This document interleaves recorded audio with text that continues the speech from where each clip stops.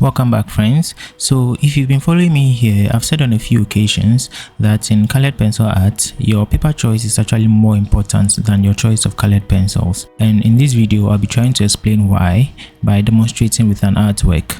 We'll be drawing this tulip flower. That will be a case study, if you will.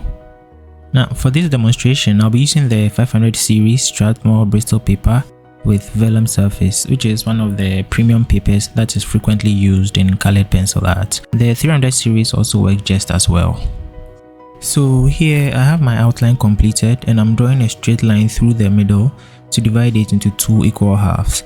On the left side, I'll be using the more expensive colored pencils, and on the right, I'll be using some very cheap colored pencils. I decided to go with this method because this way it will be really easy to tell if there's any significant difference between the two sides once the drawing is completed. I'll be using the Prismacolor Premier colored pencils on the left side. These are premium colored pencils which you probably know of. They are very popular in the colored pencil art community. And on the right, I'll be using these colored pencils I got from a local art shop around. They literally cost less than $1. I'll be telling you more about their quality and feel as we go along in the video.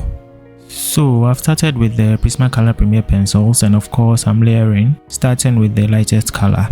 Here I'm using the cream colored pencil. The flower had this creamish hue throughout, but this was particularly noticeable at the base. Now, one thing about Prismacolor pencils is their soft nature. They layer very easily because of this. They have a wax core, and this makes layering with them very smooth, and it's probably the reason why most people enjoy using them. Now, some artists complain that Prismacolor pencils break easily, and honestly I haven't had much issues with that. Yes, I've had a few instances like that, but they are very few and far between. Here I'm blending with a solvent, and that's one other thing that works very well when using Prismacolor pencils. So I'm continuing with the layering process, and I've gotten to the darker layers at this point. If you want to learn more about layering, I've got a couple of videos on the topic. I'll be linking them down in the description, so be sure to check them out.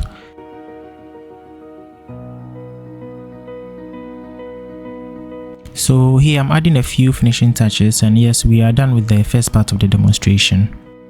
Now, before we move on to the other part, I'd like to introduce you to my free guide on the basics of realistic colored pencil art.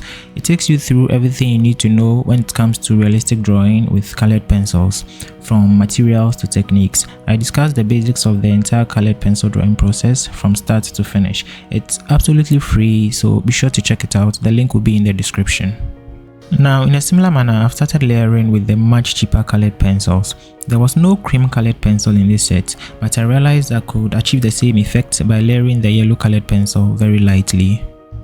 Now, the first thing I noticed about these pencils is that they are not as soft as the Prismacolor pencils. I think they may have an oil binder instead of wax because oil core pencils tend to be harder.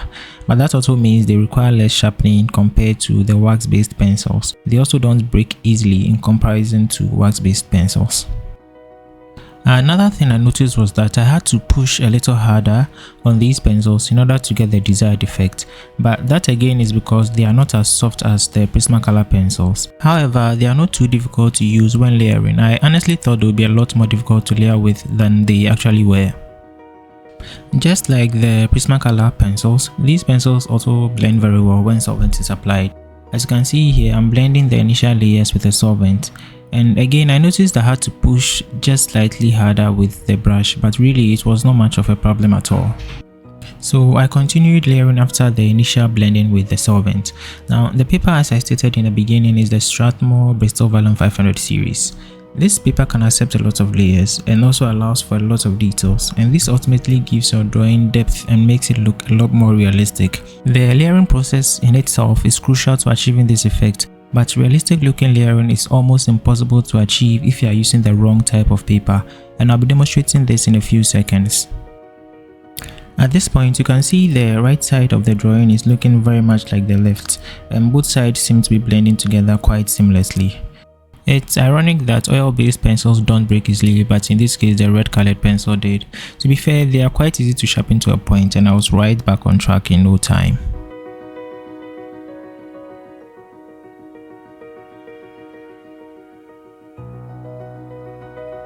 This is the completed drawing, but we are not done with the demonstration yet, so stick with me. Now, even if you look closely, you will really struggle to find any significant difference between the two sides of the drawing. And if you are not watching this video, you probably not know that it's a drawing of two halves. Now, I redid the left side of the drawing on an ordinary printer paper using the more expensive Prismacolor pencils. And the first thing I noticed, unsurprisingly, was that layering was very difficult as this paper had very little tooth to hold on to the pigment of the pencils. This is the final drawing, and I decided to compare it to the right side, the side I drew with the cheap colored pencils on the original drawing.